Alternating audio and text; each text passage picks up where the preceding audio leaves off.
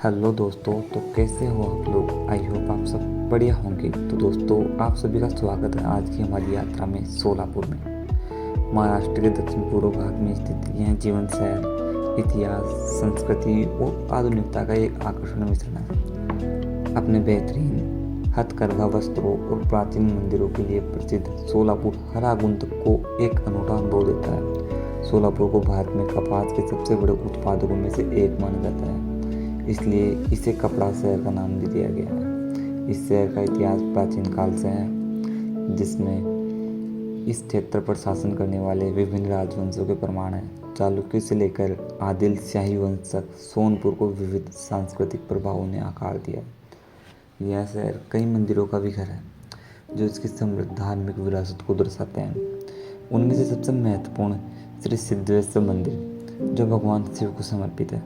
यह मंदिर पूरे महाराष्ट्र और उसके बाहर से भक्तों को आकर्षित करता है। मेरे साथ इस यात्रा पर चले, क्योंकि हम सोलापुर के बहुमुखी शहर का पता लगाते हैं। सोलापुर का इतिहास इसके वस्त्रों की तरह ही समृद्ध और जीवंत है।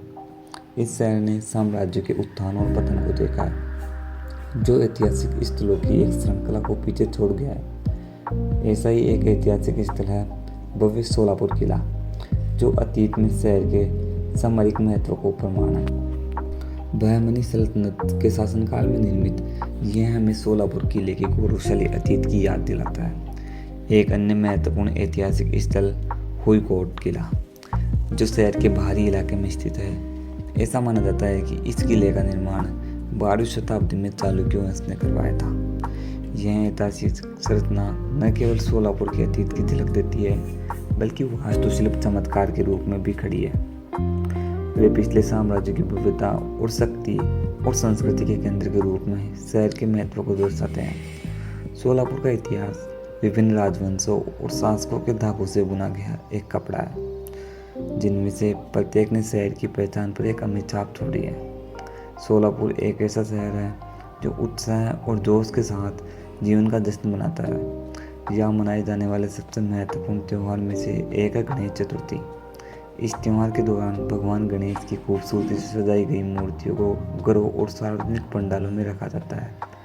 पूरा शहर भक्ति गीतों से भर जाता है और स्वादिष्ट मोदक की सुगंध हवा में मौजूद होती है, जो भगवान गणेश को अर्पित किया जाने वाला एक मीठा व्यंजन है। एक और महत्वपूर्ण त्यौहार मकर संक्रांति। इस दिन लोग पतंग उड़ाते हैं, मिठाइयों का आनंद प्रदान करते हैं और फसल के मौसम का जश्न मनाते हैं। क्योंकि सभी आकार और साइज की पतंगें आसमान में ऊंची उड़ान भरती है, ये त्यौहार सोलापुर की जीवन संस्कृति और एकता और उत्सव की भावना का प्रमाण है, जो इसके लोगों को परिभाषित करता है। सोलापुर के इस चिन्ह और आकर्षण का अन्वेषण अपने ऐतिहासिक और सांस्कृतिक रत्नों के अलावा सोलापुर प्राकृतिक सुंदरता और स्थापत्य कला के चमत्कार भी समेटे हुए हैं। शांति और प्राकृतिक सुंदरता की तलाश करने वाले को अकालकोट स्वामी समर्थ महाराज मंदिर की यात्रा अवश्य ही करनी चाहिए। 19वीं शताब्दी के संत स्वामी समर्थ महाराज को समर्पित यह मंदिर एक लोकप्रिय स्थल है और पूरे भारत में भक्तों को आकर्षित करता है। एक और वास्तुशिल्प चमत्कार पंढरपुर में विश्व विठुल रुक्मिणी मंदिर।